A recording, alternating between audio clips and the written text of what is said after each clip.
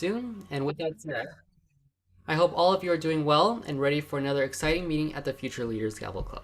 My name is Caleb Van Brunt. It is an honor to be former president of the FLGC, and on behalf of President Claire, I would like to officially call this meeting to order.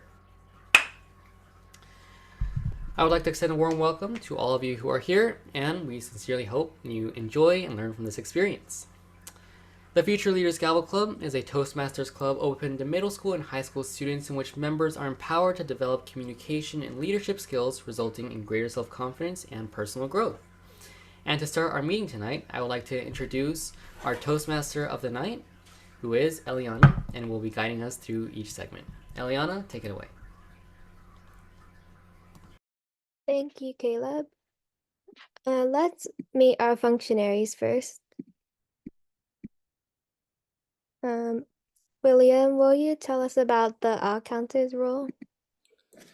Thank you so much, Toastmaster Eliana, for the introduction. As the odd counter for tonight's meeting, I will note words and sounds used as a crutch or pause filler by anyone who speaks during this meeting. Words may be inappropriate interjections such as and, well, but, so, and you know. Sounds may be or. I encourage all of you, instead of these filler words, to either pause or to reconsider another way to approach the sentence. Back to you, Toastmaster Eliana. Thank you, William. Now, grammarian Alex, is he here? Would anyone like to be the grammarian?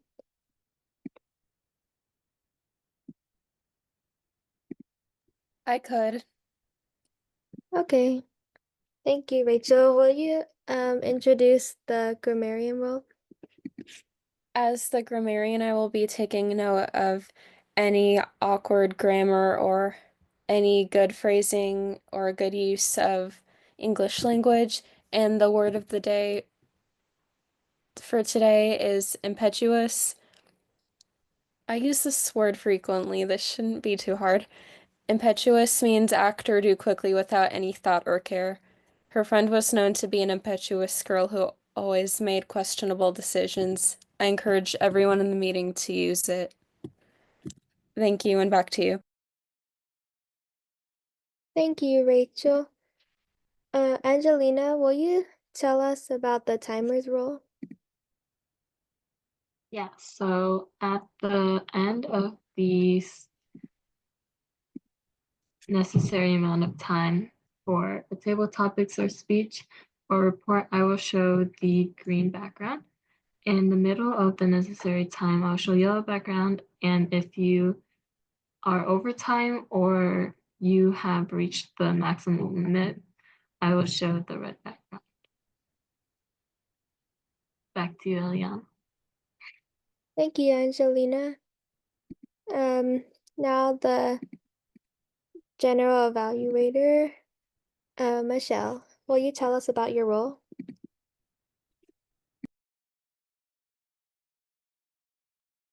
Yeah, I can do a brief summary since I don't really have it pulled up.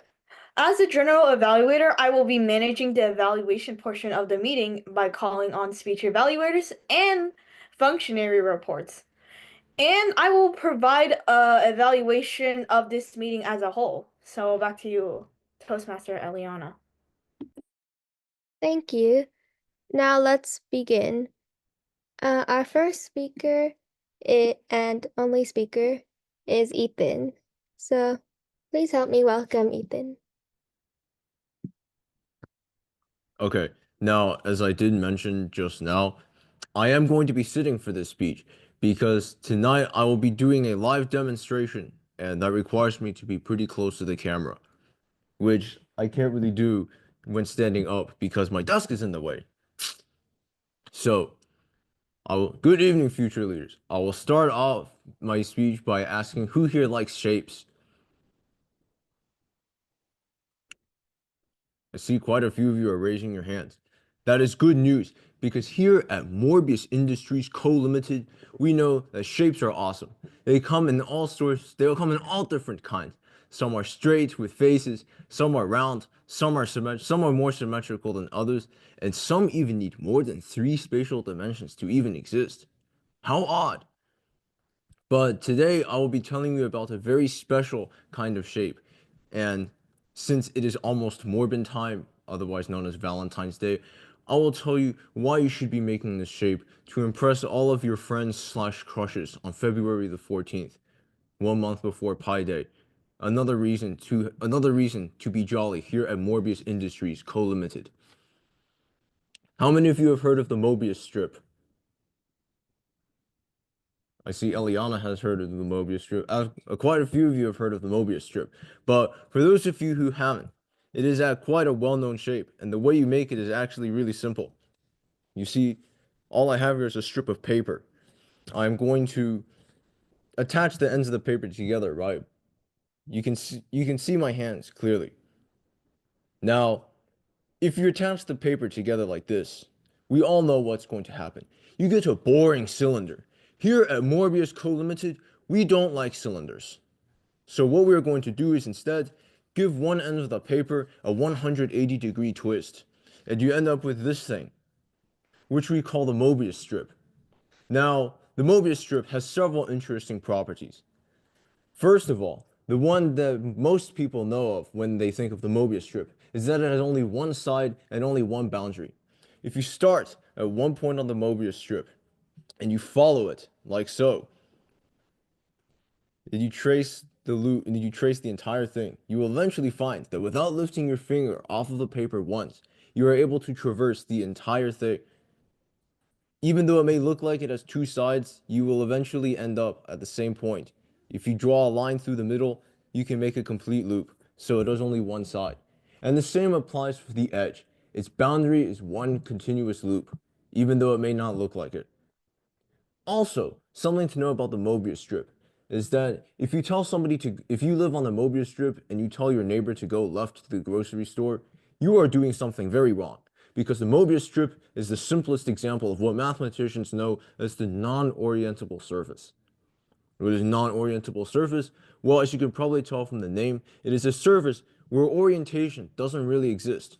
It is possible to take something, if it is possible to take an arrow or a loop that points counterclockwise and move it on a path on the surface of the Mobius strip so that it becomes counterclockwise. Did I swap them? The point is that clockwise and counterclockwise and left and right and even up and down cannot be consistently defined on the surface of a Mobius strip. But you know what's better than one Mobius strip? That's right, 2 Mobius strips.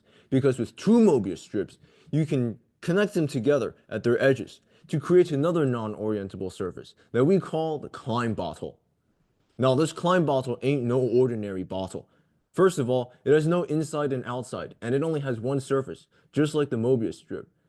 But even better, it requires 4 spatial dimensions to properly exist.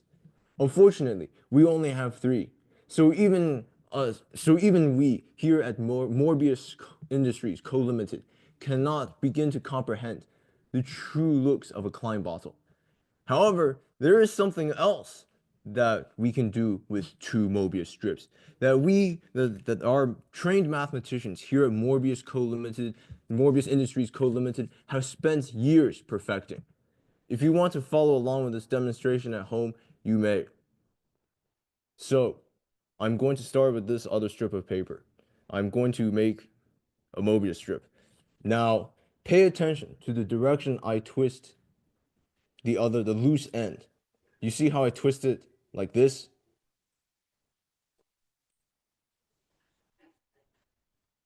So, I'm going to make a Mobius strip like this.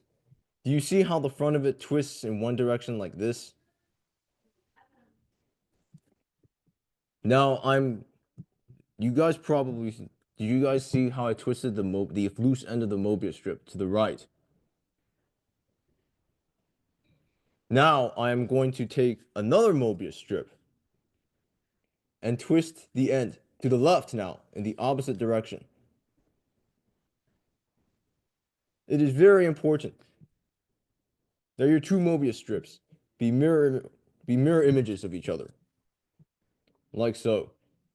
Can you see how the two Mobius strips look like they have been reflected in a mirror? If you try to do this with two Mobius strips that are twisted in the same direction, you will fail. I would know because I have experience from working for Morbius Industries Co. Limited. Now, what you want to do is to take your two important mirror image Mobius strips and stick them together at a right angle like this. To save some time, I have already pre-made the relevant setup right here. Now, all we're going to do is take a pair of scissors and cut down the middle of each Mobius strip. Very important, cut down the middle, not the side. If you cut down the side, you will fail. Also something that we had to learn the hard way here at Morbius Industries Co. Limited. So I'm just going to quickly cut through these two Mobius strips. This might take a while.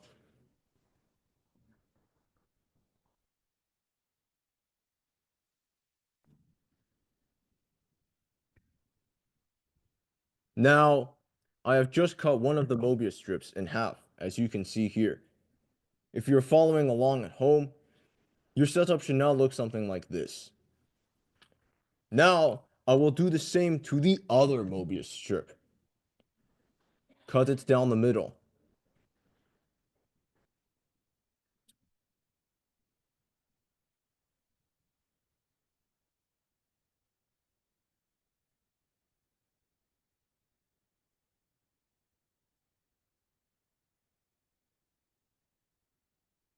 What do we have here? Two hearts. And what's even better, the hearts are connected. So now you know a cool party trick that you can show off on Valentine's Day to impress your friends slash parents slash crushes slash whoever else you want to show a healthy dose of topology. This demonstration was brought to you all live by Morbius Industries Co. Limited. Thank you, and back to you, Toastmaster Eliana. Thank you, Ethan, for that amazing and really interesting speech. I remember doing that a couple years ago in math too, so it was really exciting. And now, since we don't have another speech, we'll go to table topics, which is led by William. Thank you, Toastmaster Eliana, for the introduction. Greetings, fellow future leaders. Welcome to the game show for tonight, Science Showdown. And I know many of you here in the audience today are enjoyers of science and all things natural world. So we will be diving into the depths of this field very much today. I've also prepared a backup plan in case this doesn't exactly work out, so we can also pursue the other category later on if we have time. All right. I would first like to ask Angelina. Angelina, your question. AI doctors versus human doctors, who's better? Thank you, Elliot. I believe that human doctors are still better than AI doctors. Although humans often make mistakes and misdiagnose diseases, humans ultimately are still able to better empathize with their patients and talk to them in ways that AI doctors will not be able to. AI is a robot, and I believe that it will never truly be able to harness the power of depicting emotion as well as humans do. Humans are also better at communicating with each other, and they also understand each other in ways that AI cannot understand humans. Although AI can catch mistakes that humans may make, I still believe that at the end of the day, humans will make better doctors. Additionally, humans prove to work very well together, and they also are, and humans are also social animals. So because they work together like this, they will be able to learn from their mistakes in ways that AI doctors may not be able to. Additionally, humans could use AI to assist their diagnosis and assist when they're performing operations instead of fully relying on AI doctors to do operations or provide diagnosis of patients. In general, I think humans are better at communicating and connecting with each other. So I think that human doctors will make better doctors than AI any day. Thank you, and back to you, William. Thank you so much, Angelina, for that answer. But it looks like your speech has brought much a bravado, but there seems to be a few members of the audience who believe that your remarks are completely impetuous. Unfortunately, it turns out that Michelle is one of them. Michelle, why do you think that AI doctors are better?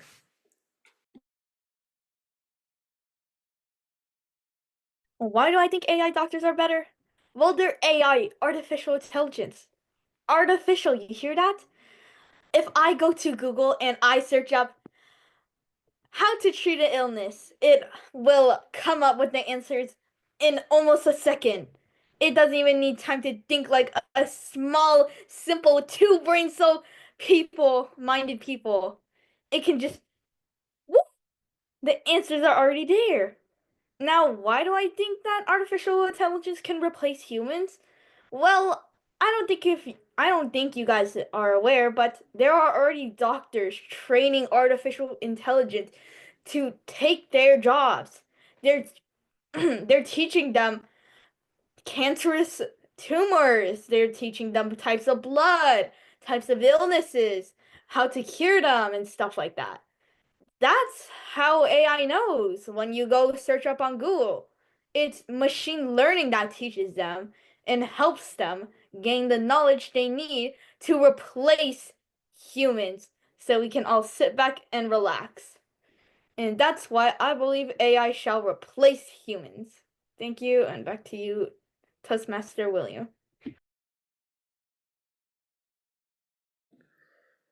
Wow, such a strong statement from our contender, Michelle. Well, now that we've wrapped up this mini debate that we had on stage on tonight's game show of Science Showdown, I'd now like to move on to a new topic, and that is the fact that everyone in this room, you're all mad scientists. Hillary, you're the first mad scientist to step on stage tonight, and you must explain to the audience how and why you decided to invent mood color changing skin.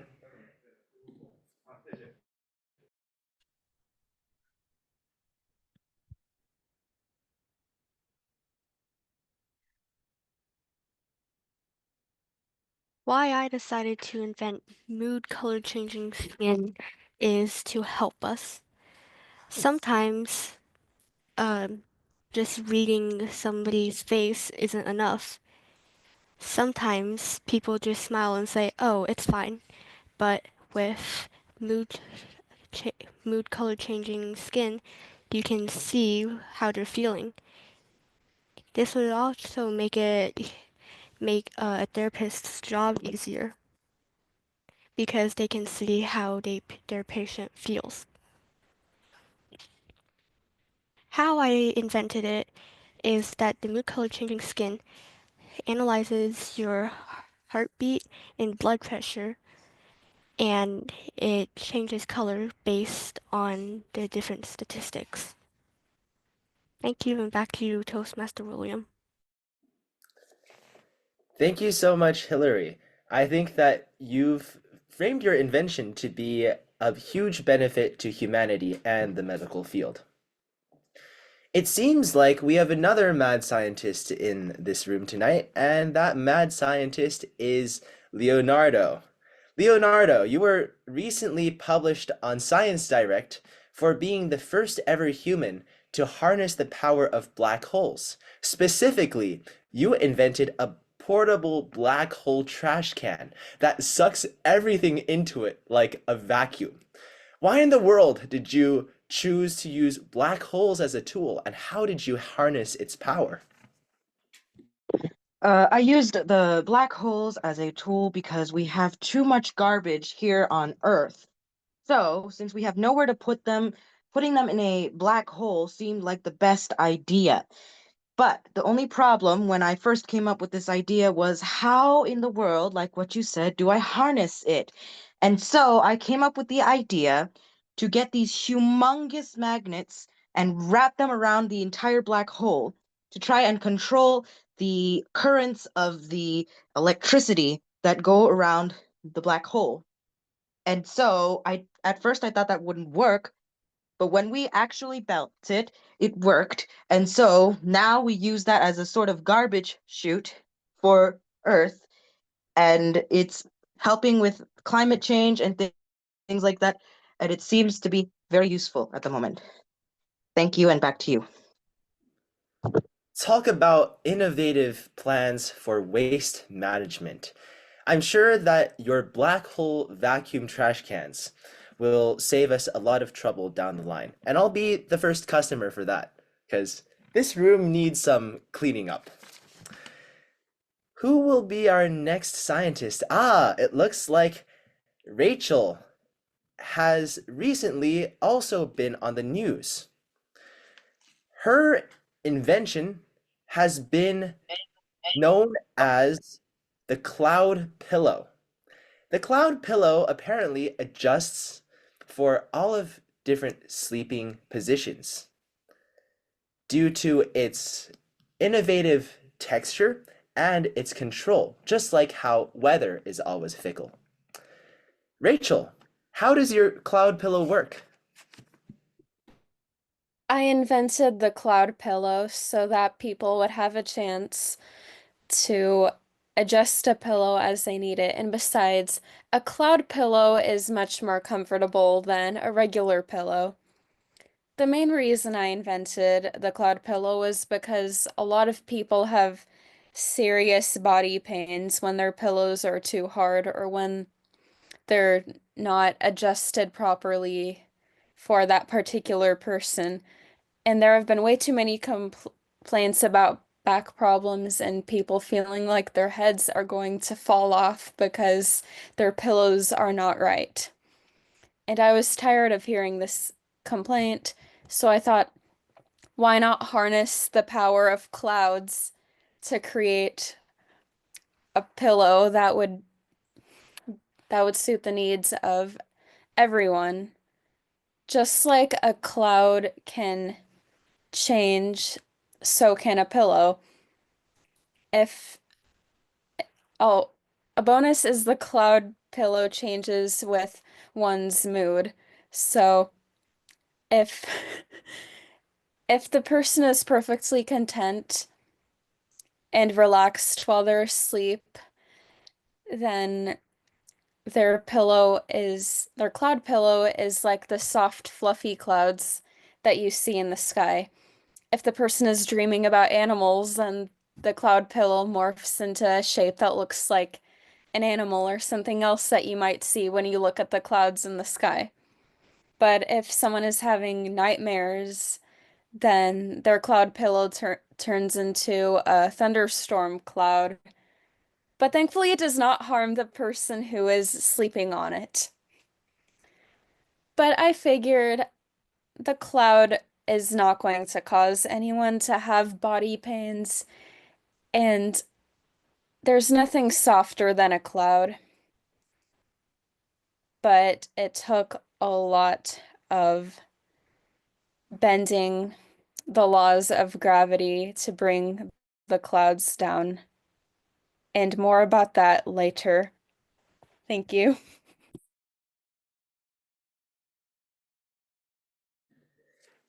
You know, When I was a kid, I loved to just gaze up at the sky and look at those clouds. How nice would it be to have my Alto Cirrus, very comfortable little cloud pillow, turn into a towering cumulonimbus pillow at the change of my mood? That's fascinating. Moving on to our next innovation that we're showcasing tonight on Science Showdown. The scientist of subject is scientist Ethan Lee. Now, Ethan, you've just been on national news networks because of your invention of a new microchip. People are buying this microchip, but sales haven't really gone up yet. What your microchip does is that you can choose to inject it into your body, and it will tell you exactly what you need to eat to keep a healthy diet. How do you convince us to get your new product?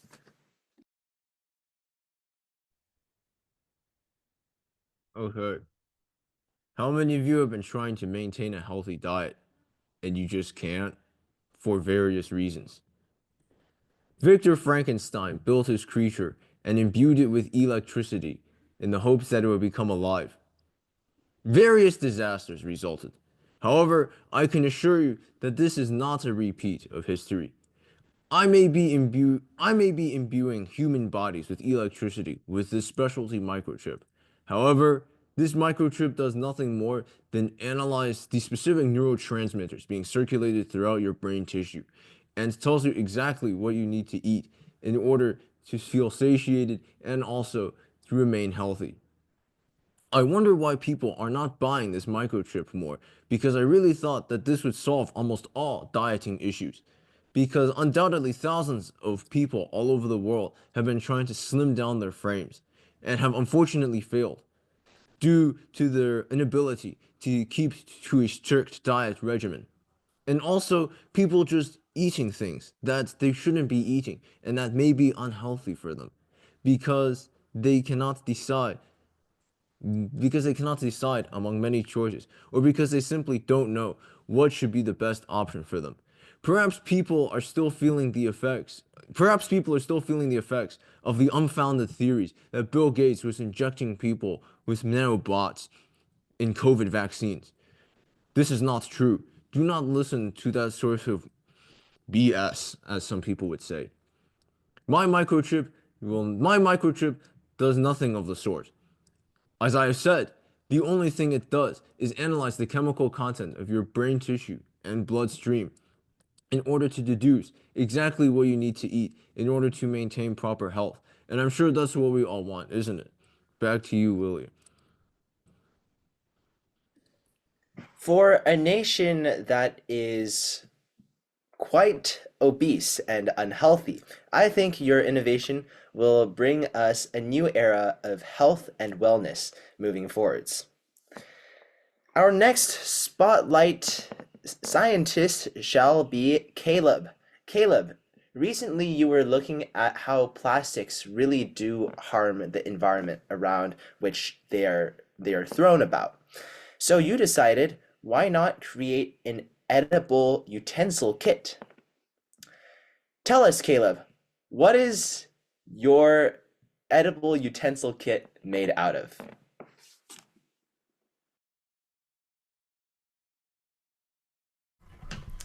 The news is filled with information about how microplastics can cause increasing damage into our bodies. Even drinking from a bottled water can cause effects that even the top researchers at the top universities still don't know about.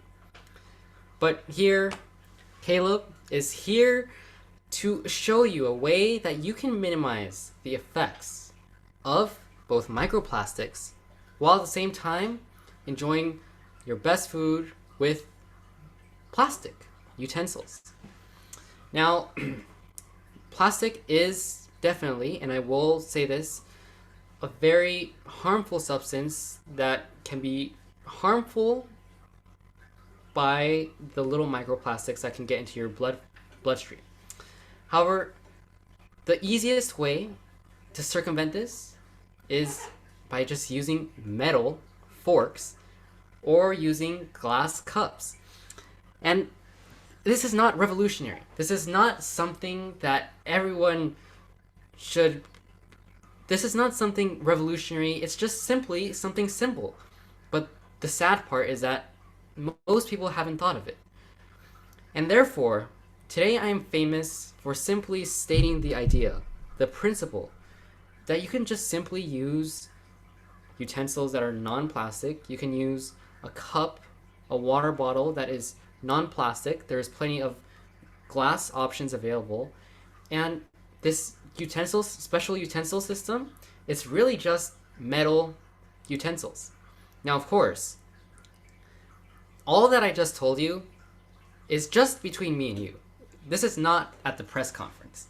At the press conference, I'm unveiling a new line of product called the silver lining.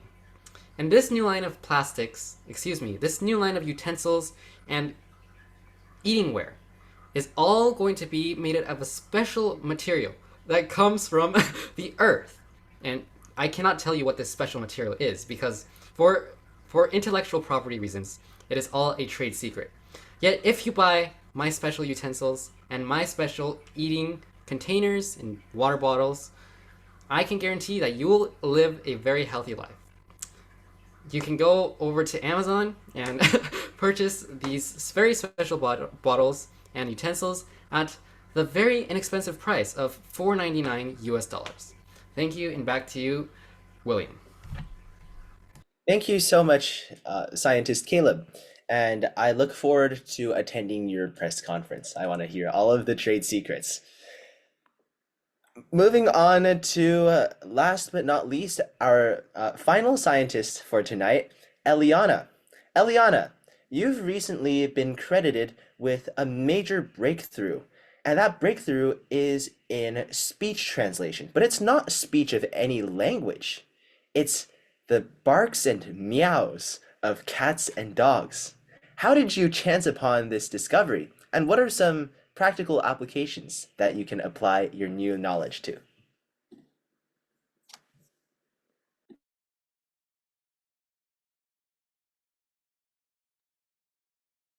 So I've made a special speech translation machine that goes on your ear, and first it picks up the sounds and words that people are making, and it puts the English or whatever language you speak version into your ear. So then you can understand what anyone is saying. And it doesn't just work for human languages, it works for any animal language, um, yeah, at all. And it works by, I have put lots of information into that machine that has all the information about how animals communicate and their sounds and what everything means so that the machine can make it into English and make the person using it be able to understand what they're saying. It will be very useful for everyone so that no one will need interpreters anymore. And even better, they can communicate with their animals. So that will be helpful for trainers or zookeepers and or people interacting with animals. So therefore, that is why you should buy my new invention, and it will be very helpful for you. Thank you. Back to you. Thank you so much, Eliana. Now, since we still have a few minutes left in our table topics session, I will move on to the second game show that I prepared for tonight. It will be a little truncated, unfortunately, because of time constraints, but I'll try to get through as many people as possible. So I will give our first question to Hillary, welcome to Back in My Day. You've just traveled back in time to meet Benjamin Franklin. Now you have to explain to him how the internet works.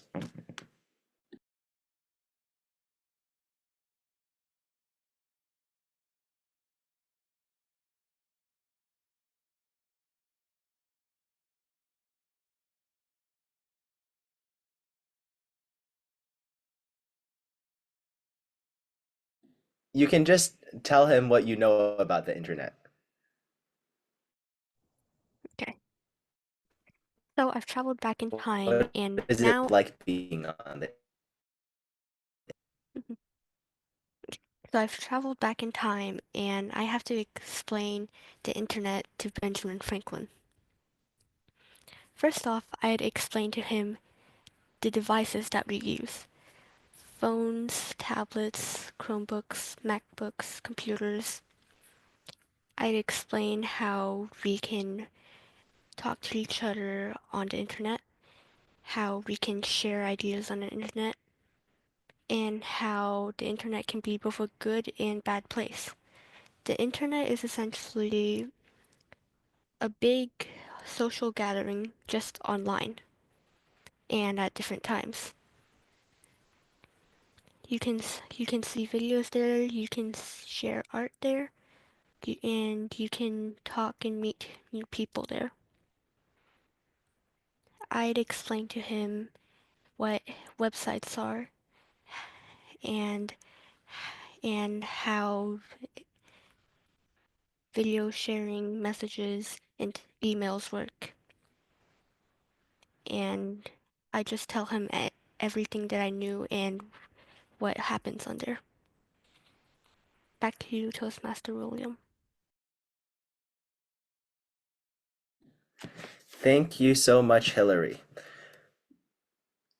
Next up is Ethan. Ethan, you've traveled back to the time of the 1940s, and you've had a great conversation with Albert Einstein. Now, on your return to the present day, you suddenly think, what kinds of videos, if Einstein had his own YouTube channel, would he post?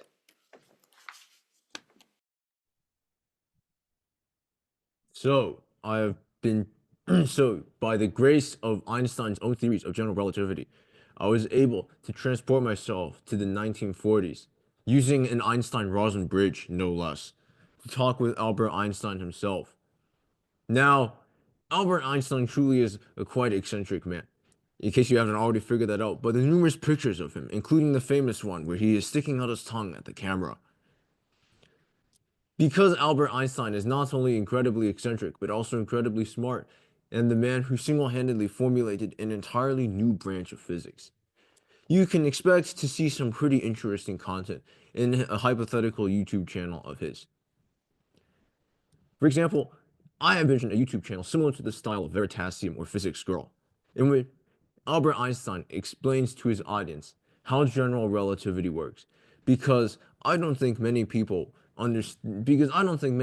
would easily understand how general relativity works, including me.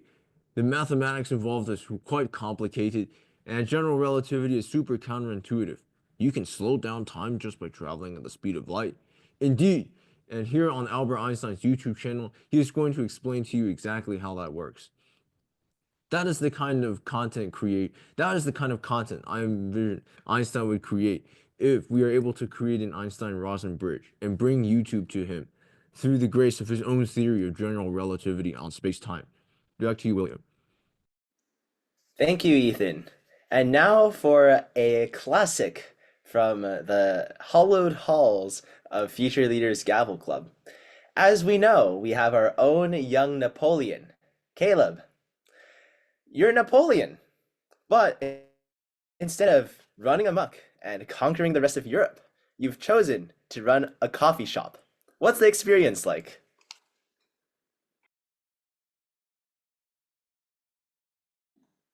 Well, Napoleon. hello, hello, future leaders. I am back. It is Napoleon, once more here to serve the people with some coffee.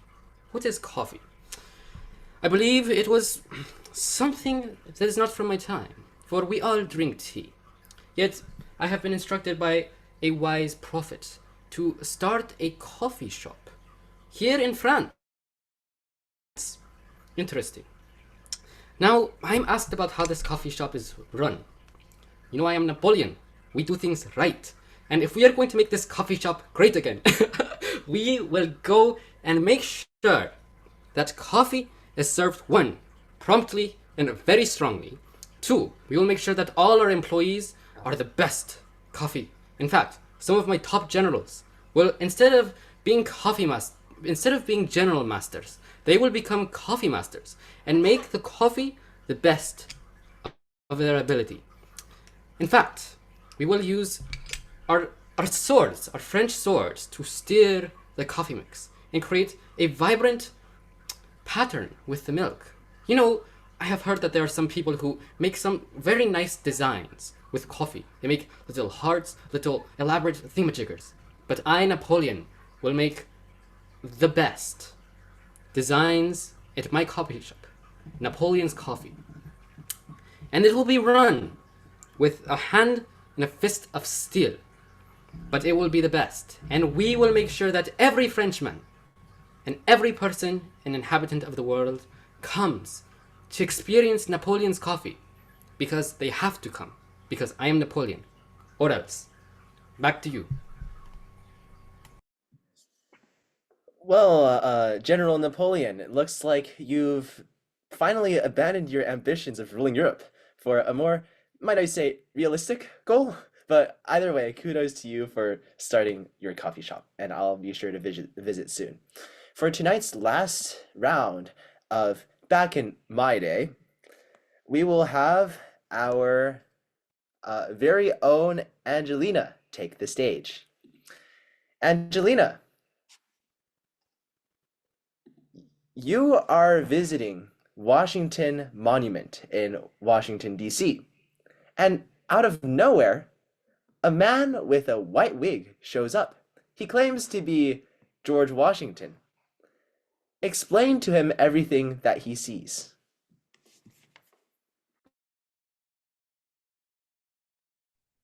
So I was just walking in Washington, D.C. one day, admiring all the tall and great monuments. Suddenly, a man wearing a curly white wig walks up to me. I look at him and think, wow, he looks just like George Washington. So I start explaining to him how all of the things in our modern world work. His world was very different from the world we know today. First of all, it is much more advanced in AI technology and devices and electronics as well. First, I would explain to him how the development of electronics such as phones, computers, and iPads have developed over the years. I would explain to him how the internet has allowed many people to connect from all different places in the world, and explain to him how almost everyone in the modern world thinks that these electronics are very useful and beneficial. I would also explain some of the ways that the country has developed as well, because the country that he knew back then is also very different from what we know today. A lot of the rules and laws have changed, and the way people dress is very different from the way they used to dress back then as well. Although I do not understand too much about his world, I would also want to show him around Washington, D.C. and explain how it is the very important capital of the United States that he is considered the founder of. Thank you, and back to you, William. Thank you, Angelina. And I'm sure that George Washington is astounded by the 200 years, more than 200 years, since he ruled as the first president of our nation. With that, I'd like to turn things back over to our general evaluator of tonight, Michelle. Thank you, Table Topics Master William. And first, we will be having the only speech evaluator, Caleb. Take it away. Thank you so much, Michelle. Ethan, congratulations on once again another wonderful speech. I enjoyed how you showed us the process to make a Mobius Valentine's Day strip, perfect for Valentine's Day. I also liked how you included lots of humor. For example, you stated, "Ain't no ordinary bottle" when you were talking about Klein bottles. I also enjoyed, of course, your introduction of Mobius Industries Companies Limited. Now, your speech was very easy to follow along with, and we could very clearly see how you were making the Valentine's Day Mobius strip. Now, for some room for improvement, really there's not much that you can improve on. The only one suggestion that I have would be to let us know beforehand that we need paper, tape, and scissors to follow along, instead of us just like suddenly going out and looking for paper. And yes, I found a strip of paper and I was able to follow along somewhat, but it would have been helpful just to know ahead of time to get those items ready.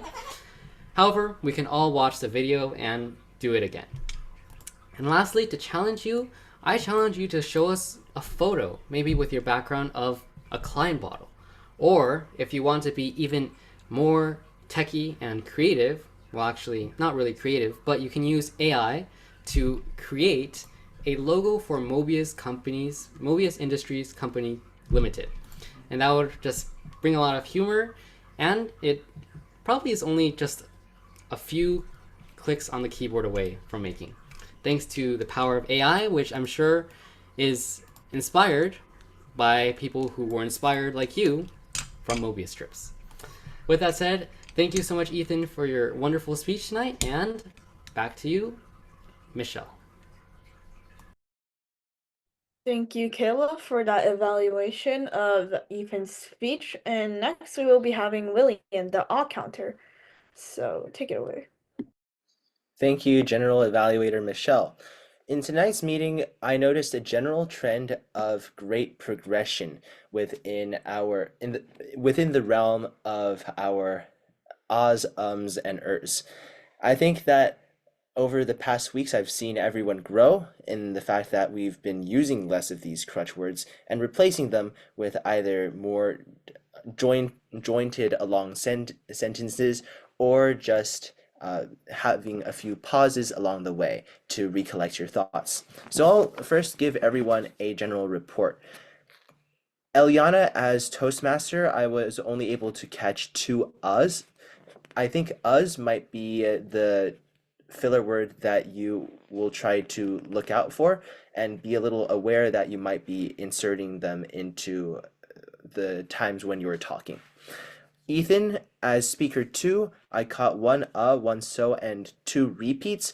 I've never really thought that you had a particular disposition to use one filler word more than the other, but I do see that you sometimes will repeat what you say because maybe you didn't say it exactly as you wanted to, or maybe you misspoke about something, which personally I think that's completely fine. But other times, if it's a small or minor mistake that you can let go, you can just breeze through it. And to be honest, most of the audience doesn't even notice when you make the mistake.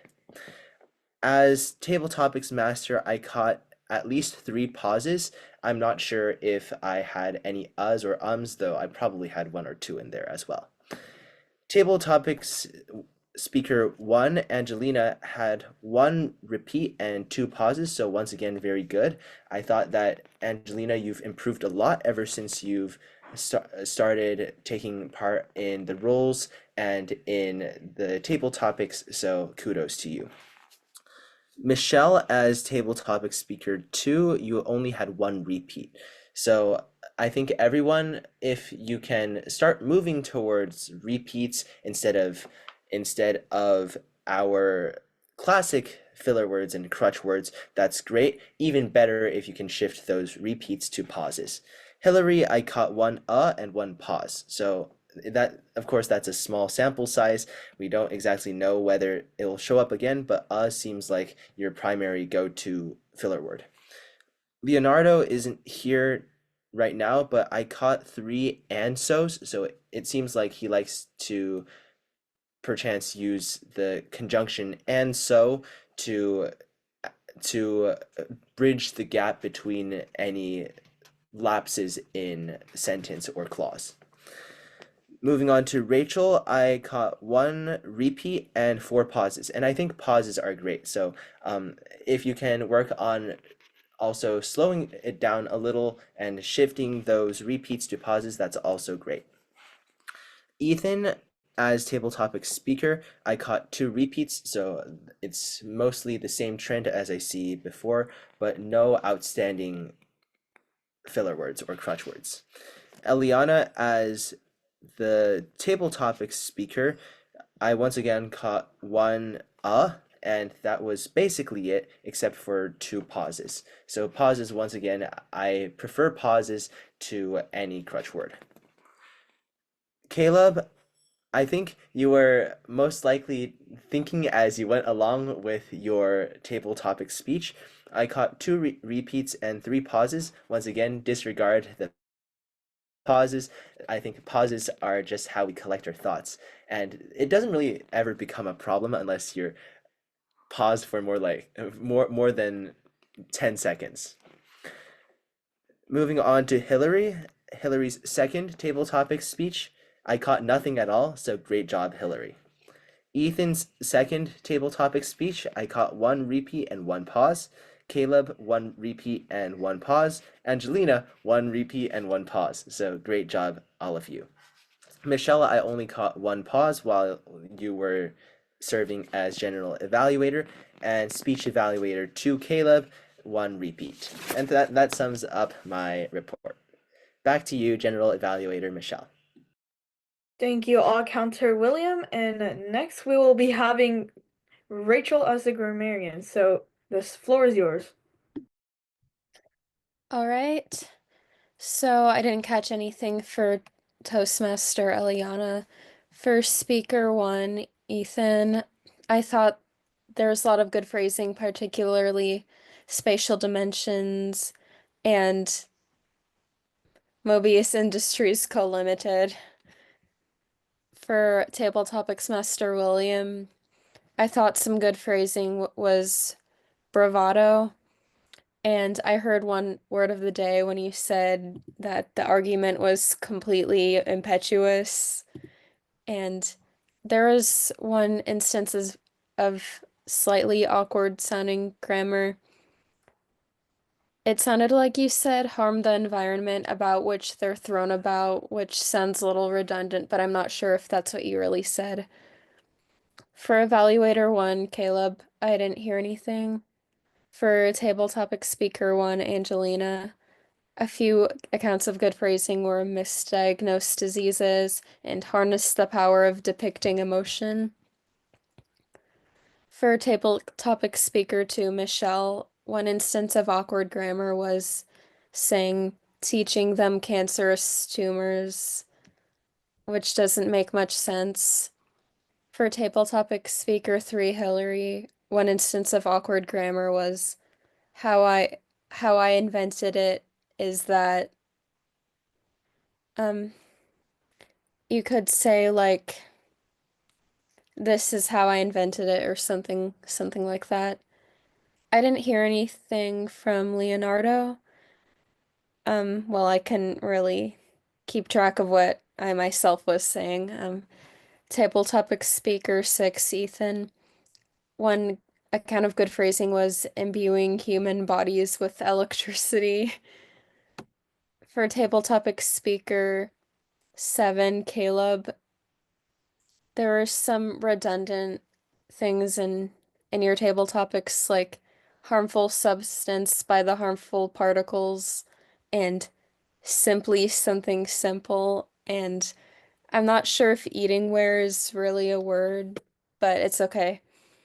For table topic speaker 8, Eliana, I didn't hear anything, and I didn't hear anything from Hillary's second table topic speech.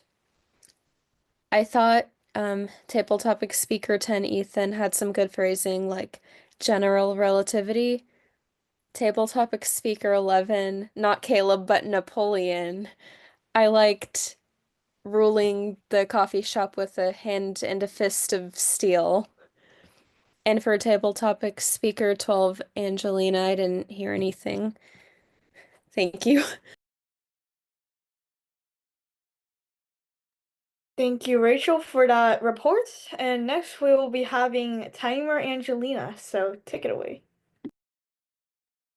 Yeah, so I'll just quickly go over it. So for Ethan, your speech was 7 minutes and 55 seconds, which is over time.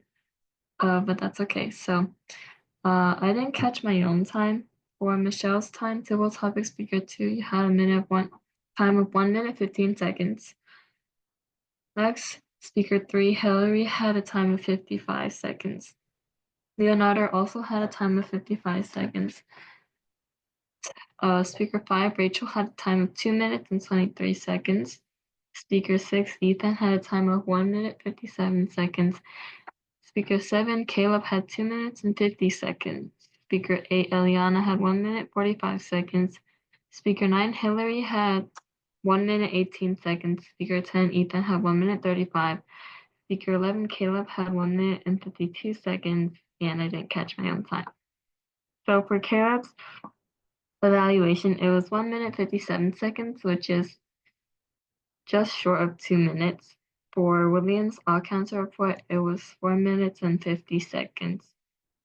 And for Rachel's grammarian report, it was 3 minutes and 3 seconds. Thank you, and back to you, Michelle. Thank you, Angelina, for that timer's report. And now it's time for my own report. Oops. For a brief commentary on Ethan's speech, I think it was like really cool that you had a model, and it was high key entertaining, and you connected to speakers well. I mean, listeners well. My bad, my brain turned off. For the all counter William, I heard of multiple or a couple stutters, repeats, and pauses. And I know it's supposed to be like a short report and not a speech, but I think you could use some vocal variety because I heard like kind of the same. David! I heard the same tone for most of the reports. For Grammarian Rachel, I heard a couple pauses, but that's all. And for Timer Angelina, I heard nothing. Now for general meeting notes, it was a great table topics session. It had interesting questions, and it was very entertaining. And all speakers had outstanding answers and were all very entertaining to listen to too. And now that I'm done with this, I'm gonna be handing this back to the former president, Napoleon Bonaparte. I don't know how to pronounce. Anyways, take it away. Thank you, Michelle. I believe it is official now that Napoleon Bonaparte has returned from his exile from Elba and has staged the coup d'etat of the FLGC. I am back, but I'm afraid I may be exiled back to St. Helena next week.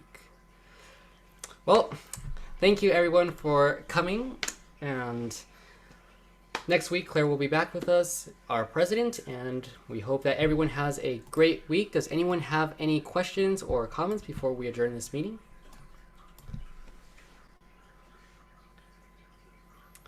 All right, if not, at 7:01 p.m. Pacific time.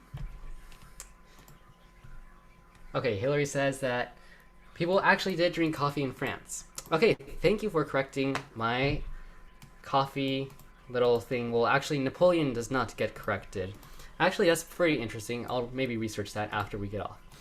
So thank you, everyone, for coming and providing your table topic responses and just providing your smiles at the meeting. And we will see everyone here back next week. Have a great rest of your week, and Have a great week.